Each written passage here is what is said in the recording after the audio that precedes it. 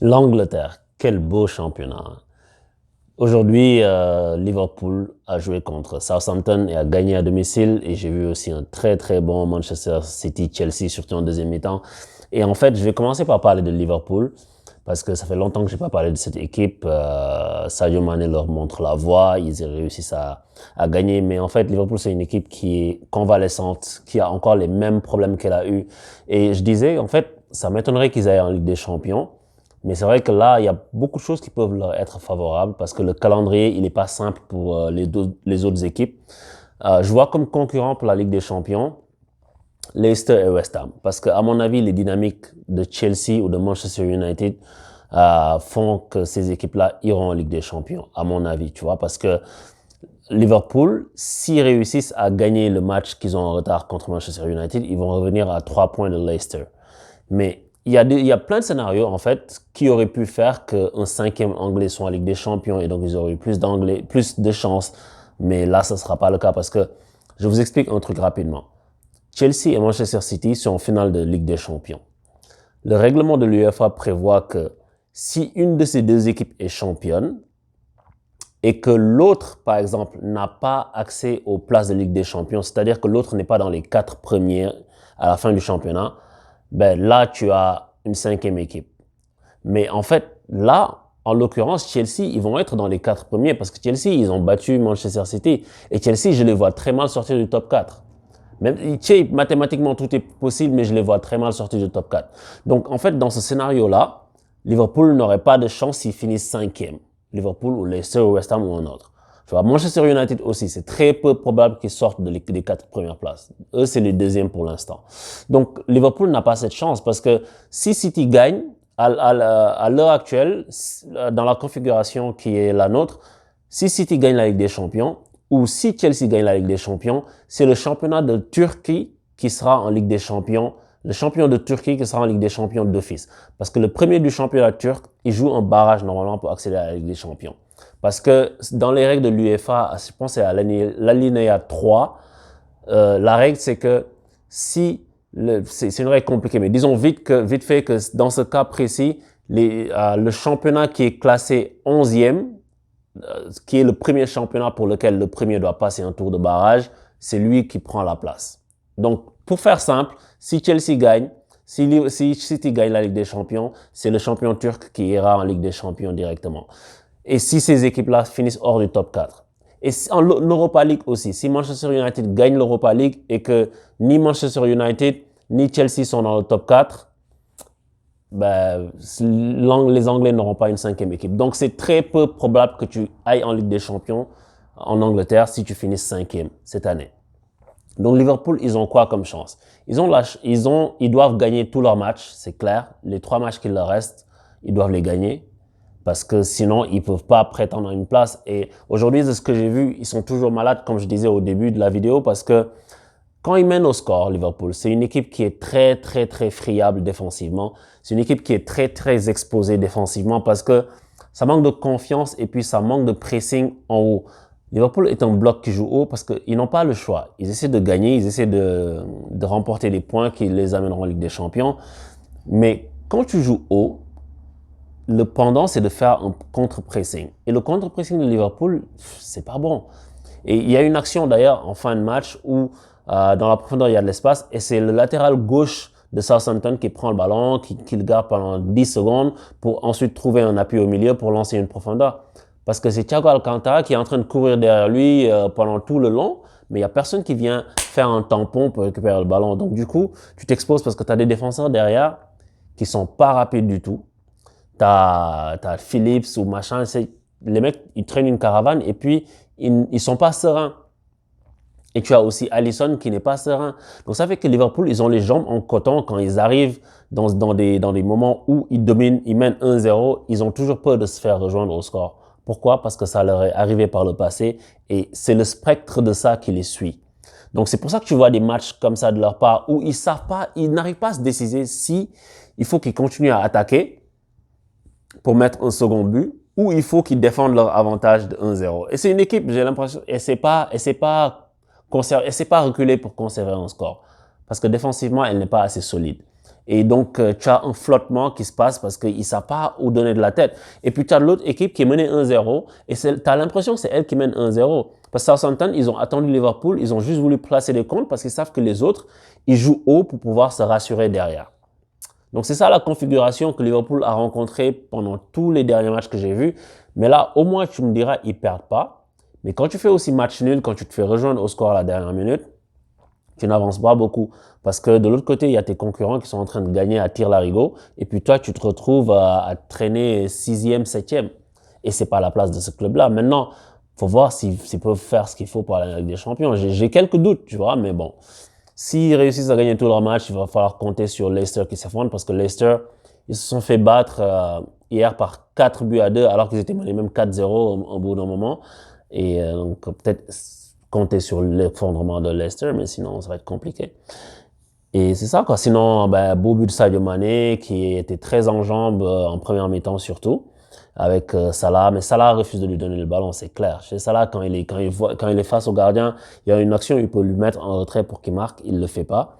Et il y a une autre action où il le voit, il est seul devant, il est là, il décide de faire un retrait sur Jota. Tu sais, c'est ça. Je pense que peut-être qu'il faut qu'un des deux parte. Moi, la rumeur Salah au PSG, ça m'intéresse vraiment pas parce que c'est pas un joueur collectif. Il faut qu'il y ait un joueur collectif dans cette équipe du Paris Saint-Germain. Mais bon, c'est pas le sujet, c'est pas le Paris Saint-Germain. C'est Liverpool donc qui réussit à grappiller 3 points et le match en retard qu'ils ont contre Manchester United va être très important dans la course aux places européennes, aux places en Ligue des Champions notamment, parce que je pense que ça les intéresse pas de jouer l'Europa League. Et maintenant, Chelsea-Manchester City, une répétition de la finale de la Ligue des Champions qui nous attend, qu'on attend tous le 29 mai. Et aujourd'hui, en fait, j'ai vu toute la première mi-temps et la deuxième moitié de la deuxième mi-temps, quand c'était très intéressant. Et je te dirais que Chelsea, c'est une équipe qui va poser beaucoup de problèmes à City. Même si c'est sûr que City, ils ont fait tourner. Guardiola, il a mis l'équipe, on va appeler B, mais tu regardes la gueule de l'équipe B. Des Sterling qui rentrent, Agüero, Jesus, c'est pas une équipe B. Tu vois, Mendy, machin, tout ça, c'est des titulaires. C'est des titulaires en puissance. Mais bon, c'est pas son équipe type en ce moment. Parce qu'il a fallu faire reposer les gars qui se sont qualifiés pour la finale. C'est normal. Mais City, ils vont avoir des problèmes face à Chelsea parce que Chelsea est beaucoup plus solide que quand City les avait détruits lors du premier match dans la phase allée du championnat. City leur avait marché dessus parce que c'est là que City avait entamé sa mue. Que Guardiola, on disait souvent que c'est un coach, il a une équipe qui vient, qui t'impose sa façon de jouer, qui t'impose sa façon de faire, et puis qui est très haut, qui conserve, mais qui se fait prendre dans le dos. Et c'est le match contre Chelsea, ça a marqué la mue de City en une équipe qui sait subir aussi. Maintenant, si tu regardes les matchs de Guardiola, même contre Paris en demi-finale, ils l'ont fait. C'est une équipe qui accepte des fois de subir parce qu'ils se disent, you know what, on va pas aller tout le temps devant. Si tu veux le ballon défend, on va te le laisser. Ils placent leur bloc de façon médiane. Et on disait tout le temps que Guardiola, il s'adaptait jamais aux autres, etc. Ça, c'est mort, hein, parce qu'il a bien compris que mon gars, des fois, il faut s'adapter, quoi. Si t'as pas Xavi, Iniesta, Messi, Dani Alves, machin, écoute, au moment donné, il va falloir t'adapter. Et c'est bien pour Guardiola, quoi, parce que, voilà. Mais là, il y a Thomas Tuchel aussi qui est en train de faire un très beau parcours. Bravo à lui, encore une fois. Moi, j'ai aucun regret qu'il soit parti du PSG parce que c'est lui qui mettait Marquinhos en numéro 6. Faut jamais oublier ça. Les gars qui disent le PSG en PLS, j'ai lu des trucs comme ça, mais faut arrêter. Faut arrêter. Thomas Tuchel, c'était l'entraîneur quand Manchester United avec des jeunes de 15 ans viennent gagner au parc. Tu vois, c'est ça le football, tu vois, tu peux pas juste tirer des enseignements comme ça parce que le gars en finale et puis il gagne. Tant mieux pour lui. Et franchement, j'espère que Chelsea va gagner la Ligue des Champions. Si City gagne, ce sera aussi une belle équipe qui a gagné. Mais voilà, pour Thiago Silva, quoi, je pense qu'il mérite une Ligue des Champions au moins, depuis le temps qu'il court derrière. Mais donc Chelsea, City, à la fin du match, les 15 dernières minutes étaient vraiment grandioses. Ça allait à 2000 à l'heure, d'un camp à l'autre. Et voilà, quoi, c'était vraiment beau à voir. Et Chelsea, ils ont été maintenus en vie par le fait qu'Aguero, il tente une panenka. Aguero, mon gars, ça fait longtemps que tu joues pas titulaire et tout. Je sais pas, peut-être qu'il a voulu faire ça pour se donner de la confiance. Comme Pirlo avait fait quand il a tiré le penalty contre Joe Hart, quand il a mis une pichenette pour donner la confiance à l'équipe, comme il disait, l'équipe d'Italie. Mais là, Edouard Mendy, en ce moment, il est sur un nuage en plus. Donc, pour lui marquer un but, il va falloir t'appliquer. Et bravo à Edouard Mendy d'avoir arrêté son penalty. Et après, Chelsea qui réussit à renverser la vapeur avec Marcos Alonso. Moi, j'adore ce défenseur. Et si le PSG n'avait pas eu Juan Bernat, moi, j'aurais pris Marcos Alonso. Je ne comprends même pas pourquoi il est sur le banc. C'est vrai que Chilwell a été acheté cher, donc c'est sûr que c'est lui qui va jouer. Mais je pense que le club qui va prendre Marcos Alonso va faire une belle affaire. Parce que ce joueur, c'est un bon joueur. Et c'est pas parce qu'il a marqué un but. C'est un bon joueur. Donc, Chelsea City, je pense que ça va être très intéressant à suivre pour la suite. Parce que là, Tuchel a dominé Guardiola, mais ça leur donne un ascendant psychologique parce que tu te dis c'est possible. City est une plus belle équipe que Chelsea, mais là, en fait, le fait de gagner comme ça, tu te dis, ben, je peux les battre. Surtout que je les ai battus en finale il n'y a pas longtemps, 1-0. Ils se sont économisés ou pas, machin, ils ont mis des joueurs, ils ont fait tourner, mais ça laisse une empreinte. Je t'ai battu une fois, je t'ai battu deux fois, donc je peux te battre. Et une finale, ça se joue à rien. Donc, je pense que ça va être très excitant de voir la finale entre City et Chelsea. J'ai été vraiment enchanté de voir le match aujourd'hui. Et à la base, j'étais parti pour débriefer Barcelone-Atlético de Madrid. Mais mon gars, j'ai regardé ça, mais j'étais déçu. Et c'est le match aller aussi, Barça-Atlético, j'ai failli m'endormir. Aujourd'hui, pareil. Je me suis dit, mais c'est ça le match pour le titre, c'est ça. On aurait dit un match du championnat slovène. Je suis désolé.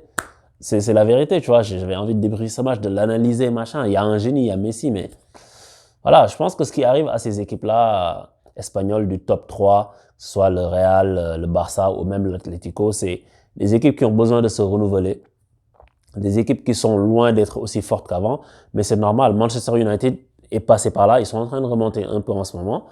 Mais voilà, après, quand tu as des très grands joueurs qui partent, après, tu as des joueurs moyens, enfin, des bons joueurs, mais qui sont pas des très grands joueurs qui viennent.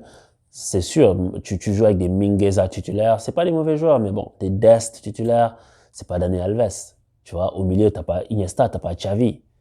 Tu sais, c'est tout simple. C'est aussi simple que ça. Le Real aussi, ils perdent Cristiano Ronaldo. Et la rivalité Messi-Ronaldo qui alimentait le fait que chacun voulait marquer, chacun voulait tirer son équipe vers le haut, elle n'est plus là. Et puis les coéquipiers qui étaient derrière, qui étaient forts aussi, c'est plus là. Donc tout ça, je pense, ça a desservi non seulement ces équipes-là, mais le championnat espagnol parce qu'en ce moment, il est très difficile à regarder. C'est vraiment indigeste limite, tu sais. Et autant il y a quelques mois, tu te disais que l'Atlético avait un boulevard.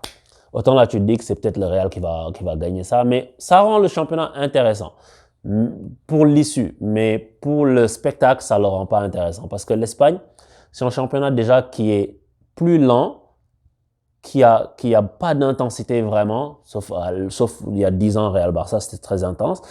Mais ils ont perdu leurs techniciens. Ils avaient énormément de techniciens, ils en ont beaucoup moins maintenant. Et donc, quand tu as beaucoup moins de techniciens et que tu n'as pas d'intensité déjà, tu souffres de la comparaison quand on regarde le championnat anglais. Je pense que c'est ça qui leur arrive en ce moment. Et tu vois que c'est pas le même niveau, quoi. C'est pas la même force, c'est pas le même intérêt que ça dégage. Donc c'est ça, ces équipes vont se renouveler. Peut-être que le Real va prendre Mbappé, mais moi, s'ils veulent, encore une fois, c'est la énième fois que je dis ça, s'ils veulent prendre Mbappé, moi je lui fais ses bagages. Merci, bonsoir. S'il paye le juste prix. Et Mbappé, je pense qu'il fait une erreur d'aller au Real. S'il y va en ce moment-là. Mais bon. Après, chacun fait ses choix. Hein. Moi, je respecte ce que les gens font. Anyways, c'était ça mon débrief du jour. Alors aujourd'hui, je parle un peu doucement comme ça parce que je suis KO, mon gars. J'ai jeûné et je suis cuit. Mais en tout cas, je tenais à faire ce débrief-là. Et puis, sûrement, je vais parler de Lille, de la course qu'il y a pour la Ligue 1 avec le PSG qui va sûrement jouer demain face à Rennes. Donc, c'est ça, je vous dis à bientôt. Continuez à soutenir. Et puis, ciao les gars.